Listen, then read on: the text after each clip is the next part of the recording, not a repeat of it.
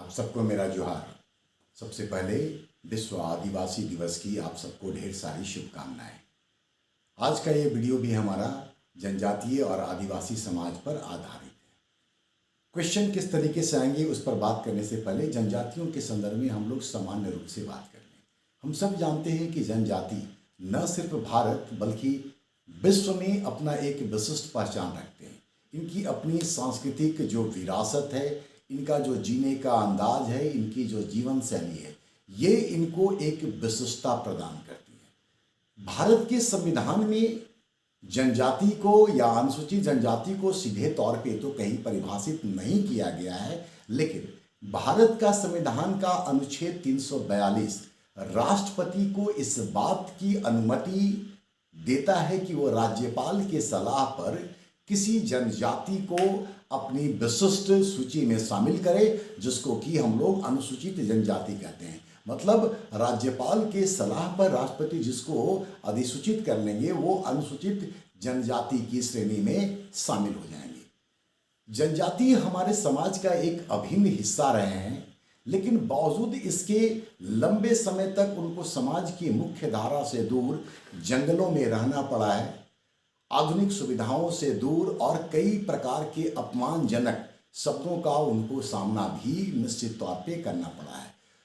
संविधान के निर्माण के बाद जब इस दायित्व को समझा गया, तब जनजातियों के लिए संविधान में अनेक प्रकार के कार्य किए गए। बहुत कुछ बताने की आवश्यकता नहीं है, लेकिन इतना आप जरूर जानते हैं कि भारत के संविधान के विभिन्न प्रावधानों में एक और जहां जनजातियों की स्थिति में सुधार के लिए, उनके उत्थान के लिए, उनके उन्नयन के लिए अनेक प्रकार के प्रावधान किए गए हैं, वहीं भारत के संविधान का अनुसूची 5 और अनुसूची 6 जनजातियों से ही संबंधित है, या कहें कि उनको ही समर्पित है। जनजातीय जो जीवन है वो इस आधुनिक दौर में बड़ा ही विशिष्ट महत्व रखता है। प्रकृति से उनका लगाव, जंगलों से उनका प्यार, पेड़ पौधों के प्रति उनका जो समर्पण का भाव है, ये पूरी दुनिया को अपनी ओर आकृष्ट करता है। आज जब पूरी दुनिया वैश्विक तापमान की समस्या से, जलवायु परिवर्तन की समस्या से जूझ रहा है, उस समय स्वाभाविक तौर पे जनजातीय समाज की जो अहमियत है, उसका जो महत्व है, वो खुद ब खुद बढ़ता हुआ नजर आता है। और इसी कारण से विश्व का ध्यान जनजातीय समाज की ओर गया और 9 अगस्त को विश्व आदिवासी दिवस के तौर पर अंतर्राष्ट्रीय स्तर पर मनाया जाता है। ये प्रक्रिया या इस दिन की घोषणा दिसंबर 1994 में यूएनओ के द्वारा की गई थी। दरअसल इस दिन को मनाने के पीछे उद्देश्य ये है कि एक तरफ जहां जनजातीय समाज का जो उपलब्धि है, जो उनका योगदान है, उसको लोगों तक लाया जाए, साथ ही ये भी बताया जाए कि किस तरीके से जनजातीय समाज हमारा जो है वो पर्यावरण संरक्षण की दिशा में काम कर रहा है। तो जनजातियों के विशेष महत्व को तो आज वैश्विक स्तर पर स्वीकार किया जा रहा है, लेकिन इसका एक दूसरा पहलू भी है। अगर हम लोग वैश्विक स्तर पर देखें तो विश्व में लगभग 37 करोड़ जनजातीय आबादी है और लगभग 90 देशों में जनजातियों का निवास स्थान है। मतलब 90 देशों में जनजातीय लोग निवास करते हैं, जिनका अगर समुदाय की बात करें तो लगभग 5000 जनजातीय समुदाय हैं जो 7000 से अधिक भाषाओं को बोलते हैं। लेकिन इस तमाम बातों के बावजूद, इन तमाम बातों के बावजूद इतनी समृद्ध विरासत, जिसमें 7000 से अधिक भाषाएं हो, 5000 से अधिक जनजातीय समुदाय हो, लेकिन जनजातीय समाज हमारा आज जो है वो अपने अस्तित्व के लिए संघर्ष करता हुआ नजर आ रहा है। आधुनिकता के इस दौर में जनजातीय समाज कहीं न कहीं अपनी संस्कृति से दूर होता चला जा रहा है। ऐसी स्थिति में जो जनजातीय समाज के युवा हैं, उनको निश्चित तौर पे आधुनिकता को तो अपनाने की ज़रूरत है, इस बात से आज की तारीख में इनकार नहीं किया जा सकता है। लेकिन जनजातियों की पहचान उनकी संस्कृति है। उस संस्कृति को कायम रखने की सबसे अधिक जिम्मेदारी जो है वो उस वर्ग के ऊपर ही है। बाकी लोगों से आप उम्मीद तो कर सकते हैं, लेकिन सबसे पहले पहल जनजातीय समुदाय को ही करना होगा। खैर, इस बार का जो 2023 का विश्व आदिवासी दिवस का थीम है वो है जल, जंगल और ज़मीन।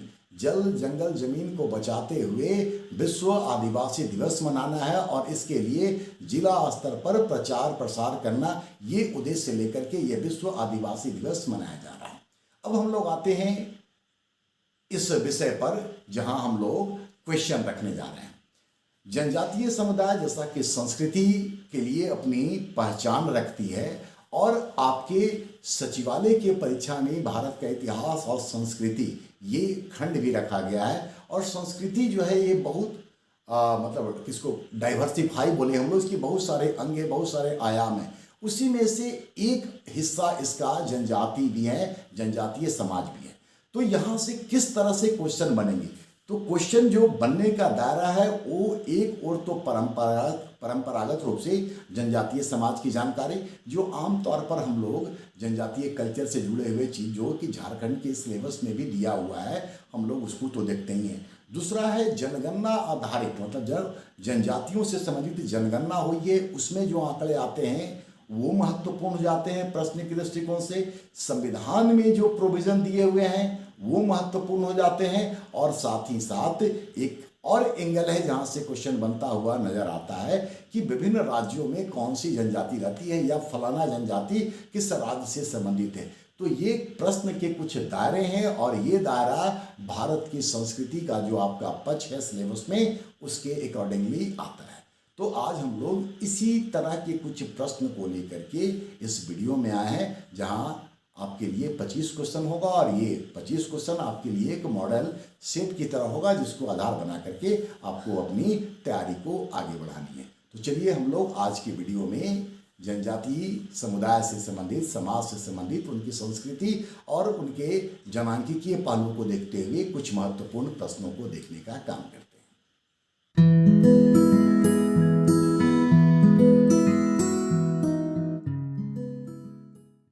पहला क्वेश्चन देखते हैं हम लोग। 2011 के जनगणना के अनुसार भारत की कुल जनसंख्या में जनजातियों की आबादी है 6.8%, 8.6%। सही उत्तर है 8.6%। ये भारत की कुल आबादी में उनका प्रतिशत है। जबकि अगर जनसंख्या पर हम लोग जाएं तो 10.43 करोड़ 10.43 करोड़ ये उनकी कुल आबादी है भारत के कुल जनसंख्या में।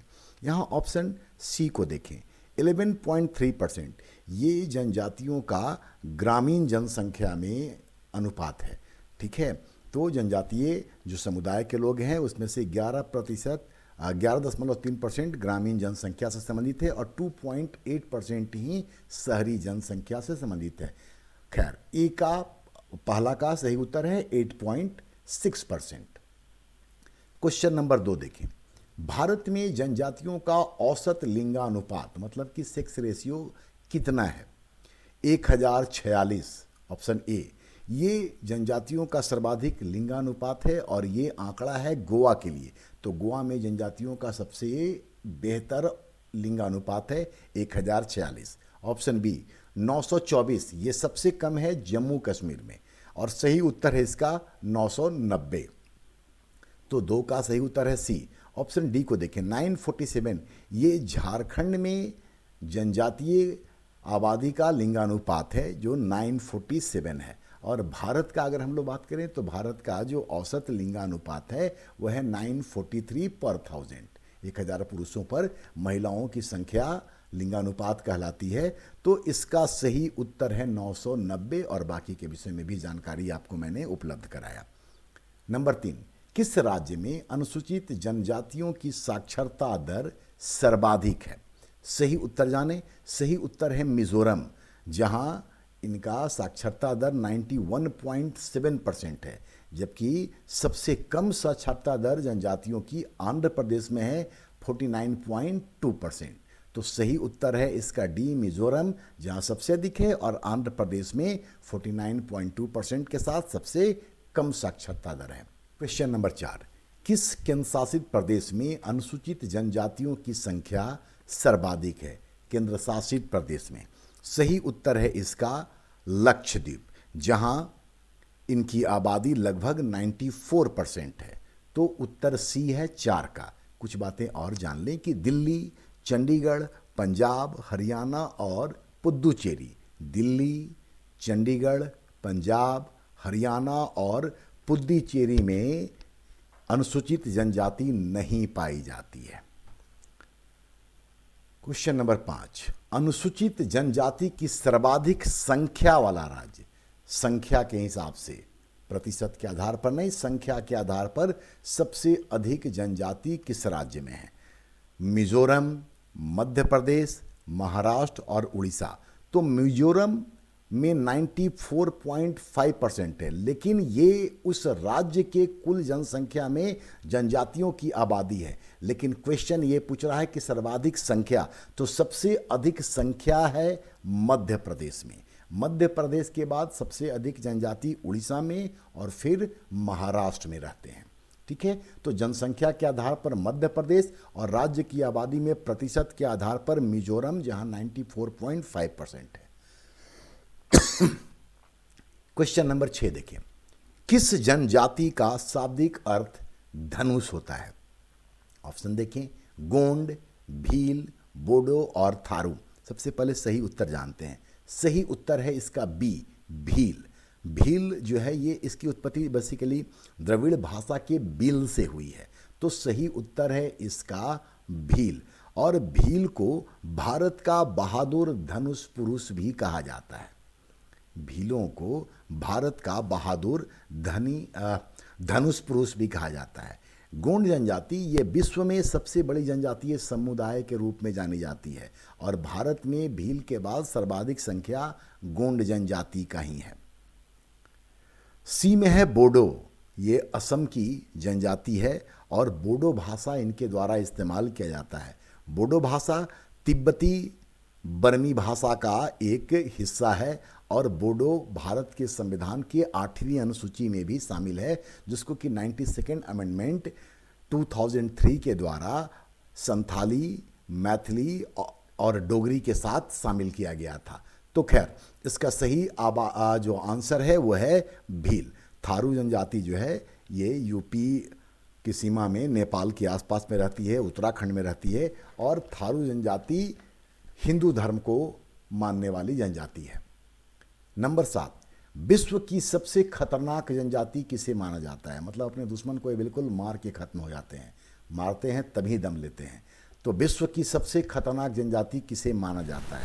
सही उत्तर देखें, उसके पहले ऑप्शन जारवा। जारवा जो है ये सबसे प्राचीन जनजाति मानी जाती है और आज भी ये लोग स्टोन एज मतलब कि पाषाण काल वाला ही जीवन व्यतीत करते हैं। भारत के अंडमान क्षेत्र में जारवा जनजाति अभी भी पाई जाती है। तो जारवा सबसे प्राचीन जनजाति है। इस सवाल का सही जवाब है मुर्सी, और मुर्सी इथियोपिया में और सूडान के बॉर्डर पर रहती है। मतलब ईस्ट अफ्रीकन जो कंट्री है इथियोपिया, वहाँ और सूडान में ये मुर्सी जनजाति रहती है, जो विश्व की सबसे खतरनाक जनजाति मानी जाती है। रेड इंडियन ये नॉर्थ अमेरिका में पाए जाते हैं और ये अमेरिका के मूल निवासी माने जाते हैं। बुशमैन ये बेसिकली कालाहारी मरुस्थल में रहते हैं, दक्षिण अफ्रीका के कालाहारी मरुस्थल में। और बुशमैन के विषय में एक बड़ा महत्वपूर्ण बात यह है कि इनका जो मुख्य भोजन है वो दीमक होता है और दीमक को बुशमैन का चावल कहा जाता है। तो बुशमैन का मुख्य भोजन दीमक होता है। चलिए, तो इसका सही उत्तर बी है। नंबर 8, कौन सी जनजाति पहले दिवाली को शोक पर्व के रूप में मनाती थी? हालांकि अब उनके द्वारा इसको शोक पर्व के रूप में नहीं मनाया जाता है। ऑप्शन देखें, भोटिया, नागा, मीना और थारू। तो सही उत्तर है थारू। ये लोग, जैसा भी हम पिछले सवाल में बताए थे कि थारू हिंदू धर्म को मानते हैं और उनके ही सभी त्यौहार इनके द्वारा मनाया जाता है। भोटिया जनजाति जो है ये पर्वतीय स्थानों में रहती है। तो पर्वतीय स्थानों में रहने वाली जनजाति ये हिमाचल प्रदेश और उत्तराखंड में रहती है।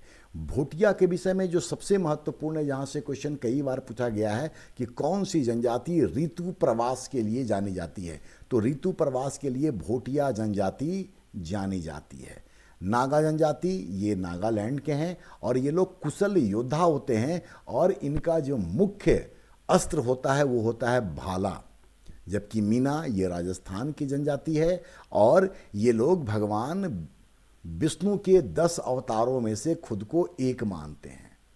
तो खैर 8 का सही उत्तर है डी, जैसा कि मैंने आपको बता दिया है।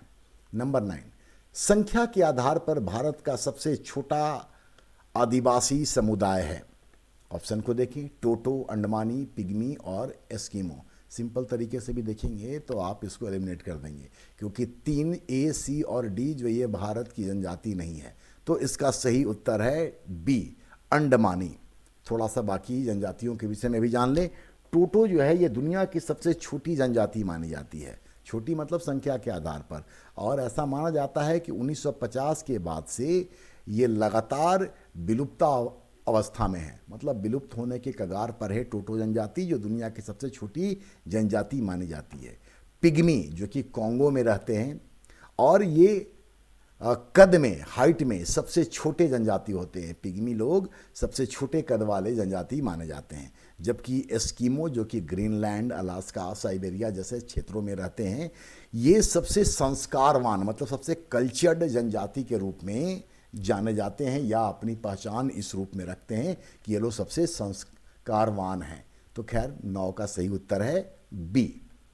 नंबर 10, निम्न में से किसे कमजोर जनजातीय समूह माना जाता है? गोंड। गोंड जो है ये विश्व के सबसे बड़े आदिवासी समूह में आते हैं, मैंने पहले भी शायद आपको बताया। और सही उत्तर है इसका बैगा, बी। ये छत्तीसगढ़, झारखंड, उड़ीसा, वेस्ट बंगाल आदि राज्यों में निवास करते हैं। तो इसका सही उत्तर है बैगा।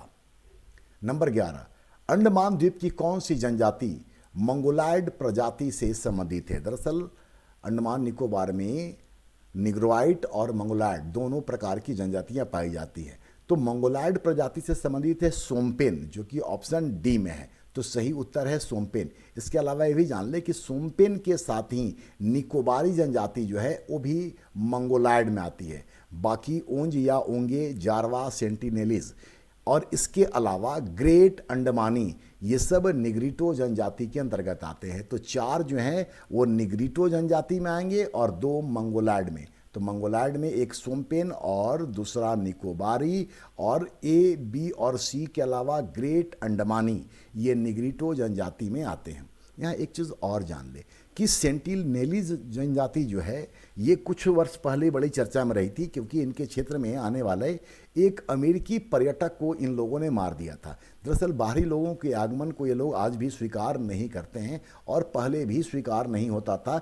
इसीलिए 1871 में, मतलब ब्रिटिश पीरियड में, क्रिमिनल ट्राइब एक्ट पारित किया गया था और सेंटिनेलीज जनजाति को क्रिमिनल ट्राइब का दर्जा दे दिया गया था।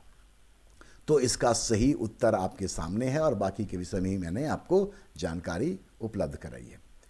नंबर 12, 89th अमेंडमेंट 2003 किससे संबंधित है? सीधा इसका आंसर जानते हैं। इसका सही उत्तर है बी, राष्ट्रीय अनुसूचित जनजाति आयोग के गठन से संबंधित है ये।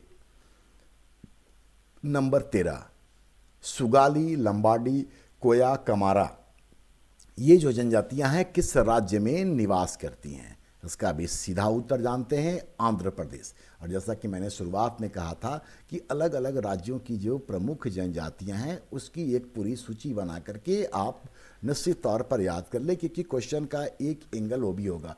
वो चूँकि इजीली आपको अवेलेबल हो जाता है, इसलिए हम उसमें बहुत सारा क्वेश्चन नहीं रखे हैं, लेकिन एक क्वेश्चन का एंगल वो निश्चित तौर पर है और उसको आपको ज़रूर तैयार कर लेना चाहिए। नंबर 14, संविधान का कौन सा अनुच्छेद प्रावधान करता है कि राज्य समाज के कमजोर वर्गों में शैक्षणिक एवं आर्थिक हितों, विशेषतः अनुसूचित जाति एवं जनजातियों का विशेष ध्यान रखेगी? संविधान के कुछ एरिया ऐसे हैं जिसके विभिन्न आर्टिकल्स को, अनुच्छेदों को आपको ज़रूर याद कर लेना चाहिए, क्योंकि ये भी आपके सिलेबस का हिस्सा है। जैसे फंडामेंटल राइट्स, डीपीएसपी, इसके सभी आर्टिकल आपको याद होने चाहिए। सारे आर्टिकल डीपीएसपी से ही रिलेटेड है। इसके अलावा राष्ट्रपति, विधायिका मतलब लोकसभा, राज्यसभा, ये सब कुछ जो महत्वपूर्ण अनुच्छेद हैं उसको एकदम आप अपने जुबान पे रखें, सो दैट की गलती ना हो। खैर, इसका सही उत्तर है डी, अनुच्छेद 46, जो कि 14 का सही उत्तर बता रहा है। नंबर 15, सर्वप्रथम आदिवासी शब्द का प्रयोग किसने किया था? सभी ऑप्शन को देख लें। पारी कुमार लिंगो, शायद आपने नाम सुना हो, ये गोंड जनजाति के जनक के तौर पर जाने जाते हैं। पारी कुमार लिंगो ये गोंड जनजाति के जनक के तौर पर जाने जाते हैं। जबकि काका कालेलकर, ये नाम भी बहुत प्रोमिनेंट है क्योंकि सबसे पहले 1953 में इनकी अध्यक्षता में ही पिछड़ी जाति आयोग का गठन किया गया था। इस सवाल का सही उत्तर है सी ठक्कर बप्पा। इन्होंने ही सबसे पहले आदिवासी शब्द का प्रयोग किया था, जबकि महात्मा गांधी ने आदिवासियों के लिए रानी पराज शब्द का इस्तेमाल किया था। नंबर 16, किस जनगणना से आदिवासियों को अलग धर्म के बजाय हिंदू धर्म के शेड्यूल्ड ट्राइब कहा जाने लगा? मतलब उनको एसटी कब से कहा जाने लगा, जबकि पहले ये लोग हिंदू धर्म के अंतर्गत ही आते थे? सही उत्तर है इसका 1951। मतलब कि पहला जो जनगणना 1872 में लिटरली हुआ था, लॉर्ड मेयो के टाइम में, जो आंशिक रूप से हुई थी, उसमें इनका अलग धर्म कोड था, जिसकी मांग आजकल बहुत जोरों पर है। सरना धर्म कोड की बात हो रही है, लेकिन 1951 से इनको हिंदू धर्म के अंतर्गत ही शामिल करके रखा गया है। तो सही उत्तर है डी। नंबर 17, असम की बोडो जनजाति। बोडो जनजाति बहुत फेमस है, ठीक है, आप ऐसे जान रहे हैं। वैसे क्वेश्चन में असम की बोडो जनजाति, तो एक उत्तर तो यहाँ भी है कि बोडो जनजाति असम की है। बोडो जनजाति द्वारा किया जाने वाला लोक नृत्य कौन सा है? तो कल्चर का एक दूसरा हिस्सा भी इस तरीके से आ रहा है। ऑप्शन को देखिए। गौर मारिया, गौर मारिया मतलब होता है भैंसे का सिंग, और ये छत्तीसगढ़ की जो मुरिया या मुड़िया जनजाति है उसके द्वारा एक नृत्य है जो अनुष्ठानिक नृत्य की श्रेणी में आता है। तो गौर मारिया बेसिकली छत्तीसगढ़ का एक लोक या अनुष्ठानिक नृत्य है जो कि मुरिया जनजाति के द्वारा की जाती है। ऑप्शन बी को देखें, दुमहल।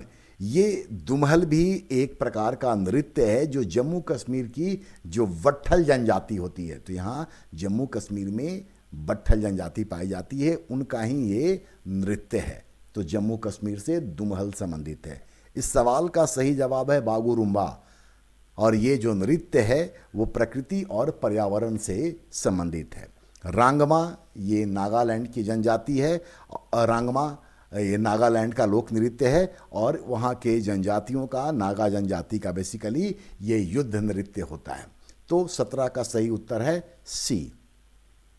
18, तेरा ताली लोक नृत्य राजस्थान की किस जनजाति में मुख्य रूप से प्रचलित है? ऑप्शन में जो भी हैं चारों ऑप्शन ये राजस्थान से ही संबंधित है। कालबेलिया ये बेसिकली सपेरा समुदाय का होता है, और ये कालबेलिया नृत्य जो है ये अब अंतर्राष्ट्रीय स्वरूप धारण कर चुका है।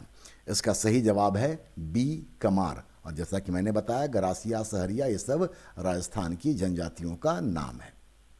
नंबर 19, 2011 की जनगणना के अनुसार भारत में जनजातियों की दशकीय डिकेडल वृद्धि दर कितनी है? सही उत्तर है इसका 23.66%। 23.66%, शॉर्ट में इसको आप 23.7% भी याद रख सकते हैं। तो सही उत्तर है ए। ऑप्शन बी को देख लीजिए, 17.7, ये भारत का दशकीय वृद्धि दर है। राष्ट्रीय वृद्धि दर है 17.7 और जनजातीय 23.66%। नंबर 20, अनुसूचित जनजातियों में 2011 के जनगणना के अनुसार बाल लिंगानुपात कितना है? मतलब 0 से लेकर के 6 वर्ष के बच्चों के बीच में लिंगानुपात कितना है? 927। ये बेसिकली 2001 के जनगणना में बाल लिंगानुपात का राष्ट्रीय स्तर था। 927 2001 में राष्ट्रीय स्तर था। बी को देखें, 919, ये 2011 की जनगणना में राष्ट्रीय बाल लिंगानुपात है। मतलब कि 2001 से 2011 के बीच में राष्ट्रीय बाल लिंगानुपात में कमी आई है। 973, ये 2001 में जनजातीय समुदाय में बाल लिंगानुपात था 973, जबकि इसका सही उत्तर है डी 957, मतलब कि 2011 में एसटी में बाल लिंगानुपात 957 है। तो राष्ट्रीय स्तर पर भी बाल लिंगानुपात में 2001 से 11 के बीच में कमी आई है और जनजातीय समुदाय में भी कमी आई है, लेकिन जनजातीय समुदाय का जो औसत बाल लिंगानुपात है वो राष्ट्रीय स्तर से कहीं बहुत बेहतर स्थिति में नजर आती है। तो 20 का सही उत्तर है डी, और बाकी भी याद रखें ताकि कंपैरेटिव अगर क्वेश्चन पूछा जाए तो आपके लिए आसान हो जाए।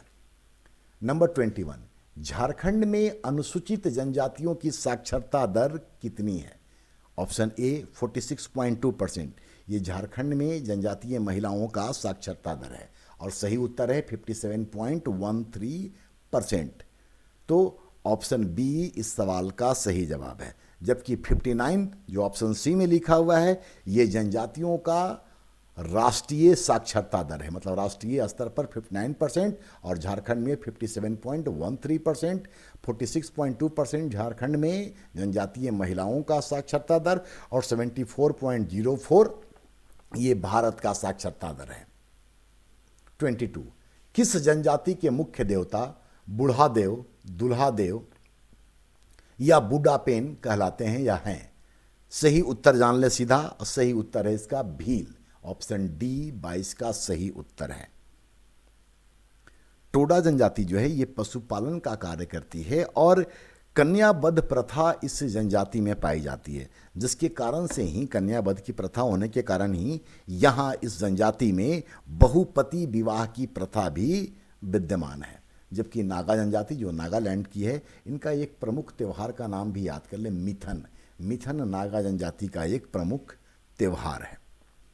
क्वेश्चन नंबर 23, ये विश्व की कुछ प्रमुख जनजातियां हैं, तो इस सेक्शन में आप विश्व के कुछ प्रमुख जनजातियों को भी निश्चित तौर पर याद कर लीजिएगा, यहाँ से भी क्वेश्चन आता है। ऐसे कौन सुमेलित नहीं है, सामने लिखा हुआ है माओरी न्यूजीलैंड, आप देखे होंगे क्वेश्चन, तो ये बहुत बार ऐसा क्वेश्चन या माओरी जनजाति से आया हुआ है।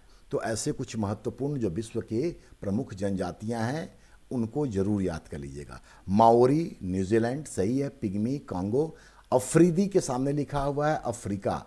अफरीदी जो है ये अफ्रीका का नहीं बल्कि पाकिस्तान की जनजाति है और येनू जापान का है। तो 23 का उत्तर है सी, अफरीदी पाकिस्तान का है, अफ्रीका का नहीं। नंबर 24, भारत की अधिकांश जनजातियां किस प्रजाति से संबंधित हैं? ये आप निश्चित तौर पे जान रहे हैं। ऑप्शन इसका बी प्रोटो ऑस्ट्रोलॉयड है, जबकि निग्रोइड ये विश्व की सबसे शुद्ध प्रजाति मानी जाती है, जिनके कि बाल ऊन की तरह घुंघराले होते हैं। और आखिरी क्वेश्चन, संविधान का कौन सा अनुच्छेद अनुसूचित जनजातियों को सरकारी नौकरियों में आरक्षण देने का प्रावधान करता है? सब ऑप्शन को देखें। लोकसभा में आरक्षण ये अनुच्छेद 330 में है, मतलब अनुच्छेद 330 जो है ये लोकसभा में उनके आरक्षण के संदर्भ में है। और अभी आप जान लें कि लोकसभा में 47 सीट्स एसटी के लिए रिजर्व्ड है। 332 जो है ये विधानसभा में जनजातियों के आरक्षण का प्रावधान करता है। 338 नेशनल कमीशन फॉर एसटी, मतलब कि जनजातीय के लिए राष्ट्रीय आयोग का प्रावधान करता है। और इस सवाल का सही जवाब है अनुच्छेद 335, मतलब कि डी। तो ये कुछ एंगल है जहां से जनजातीय समुदाय से संबंधित प्रश्न आपसे पूछे जा सकते हैं। ऐसे प्रश्न न सिर्फ सचिवालय बल्कि अन्य विभिन्न परीक्षाओं के लिए भी अत्यंत उपयोगी हैं। तो आप ज़रूरत के हिसाब से इस चीज़ को आधार बना करके अन्य प्रश्नों को भी तैयार कर लें।